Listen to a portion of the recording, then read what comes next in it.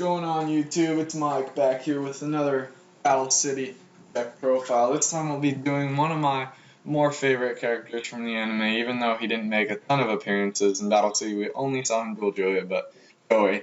And that's Mako.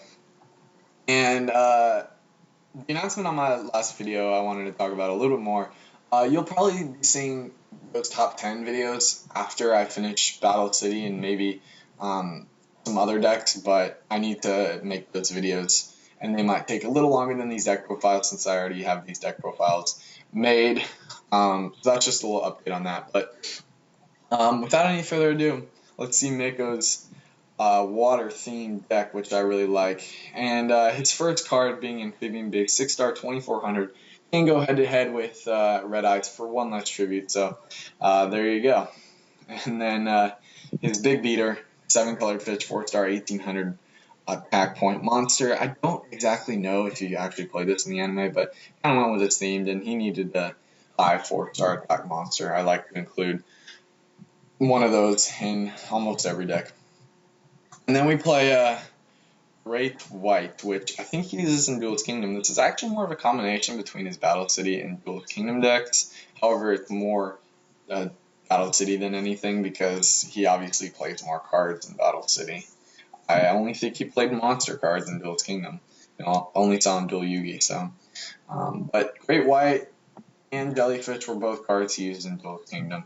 And then one Flying Fish. Only play one just because it's an 800 attack point monster, and it's wind, so it can't.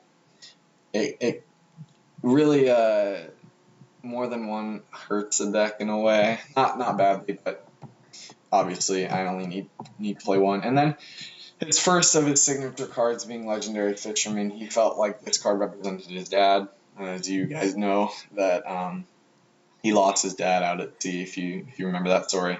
But while Umi is on the field, it really comes forward. Its effect is more useful because it gains attack points as well as it cannot be targeted for spell effects. But however, it does not prevent your opponent from attacking you directly. So it's kind of a trade-off. I almost played 3 of these, but I found room for one more Warrior of Atlantis. I felt like this card benefited the deck a little bit more. It's a card he didn't use, but I wanted to make this deck pretty good. And Warrior of Atlantis would help this deck become better because you can add one legendary Oath from your deck to your hand by discarding this card. And it's a 1900 attack point 4-star monster, which is really good. And then Fortress Whale, just his general ritual monster, another one of his sort of boss monsters. 2350, not bad. And then Aqua Jet, which really makes this deck good. If you didn't play this, I don't think this card was released until Zexal era, but target one face-up fish, serpent, or aqua-type monster you control, and it gains 1000 attack. I think Legendary Fisherman is a warrior-type monster, so unfortunately it can't get this effect, but I think every other monster in his deck fits into this category. So you can even make Flying Fish 1800 attack, but if you equip it onto like an Amphibian Beast or 7-colored fish or even Fortress Whale, it can get pretty huge. So 2 of those is fine. And then one Rat Cat key. Since Torrential Tribute down there is limited to 1, and he used it, I really wanted to play more than one Torrential Tribute, but I try to keep to regular format aside from the ban cards.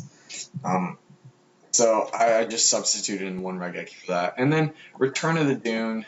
It's not a great card. Discard one monster from your hand. Return one of the monsters destroyed and sent to your graveyard as a result of battle during this turn to your hand. And it's not a quick play spell, so I almost would recommend bumping this card down to 1 and maybe substituting it for another cost down or something like that. Like here, we talked about cost down before. And then Pot of Greed, Grace of Charity, Monster Born, just standard. And then Fortress Whale's Oath, the ritual monster for the ritual card for Fortress Whale. Water Hazard, another card he didn't use, but there's actually quite a bit of cards in here he did not use. But like I said before, Mako, I like Mako, and I want to make his deck pretty good. And once per turn, you can fetch summon 1 level 4 or lower water monster from your hand. You must control no monsters. It just helps the deck get off more plays. And then we play 2 Legendary Ocean, and the reason we don't play 3 is because we play 1 Umi, and technically Legendary Ocean's name is treated as Umi, so if you try to include 3 Legendary Ocean and 1 or more Umi, then it won't let you online. But if you're playing with a friend and you have more than 3 copies of each, knock yourselves out. But this is just for online stuff, vice versa with Umi and Legendary Ocean. But Legendary Ocean I find a little bit better because it reduces the levels of each water monster by 1, so you can get out Legendary Fisherman without a tribute.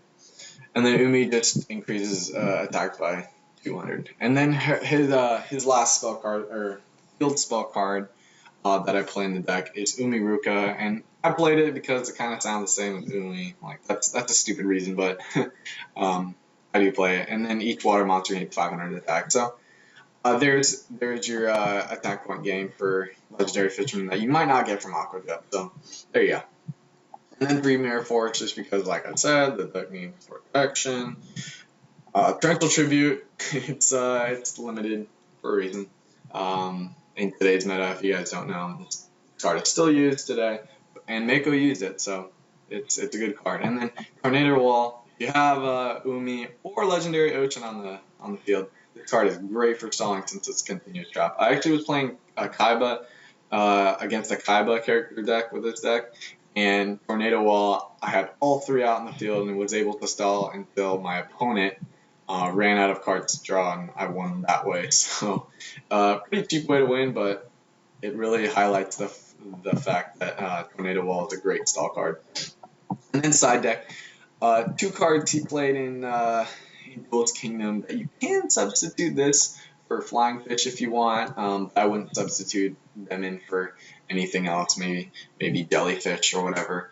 But I just side them out just because I like they're cool cards, but I did not play them in the main deck. And then Legendary Fisherman the third, kind of a better Legendary Fisherman. Obviously, you can tell it's a long effect. I'm not going to read it and bore you guys, but basically, if you were to play this card in the deck, keep Legendary Fisherman in there because they kind of benefit off each other. And then another trap that kind of goes off of Umi. It's a Heavy Storm if you send Umi to the graveyard.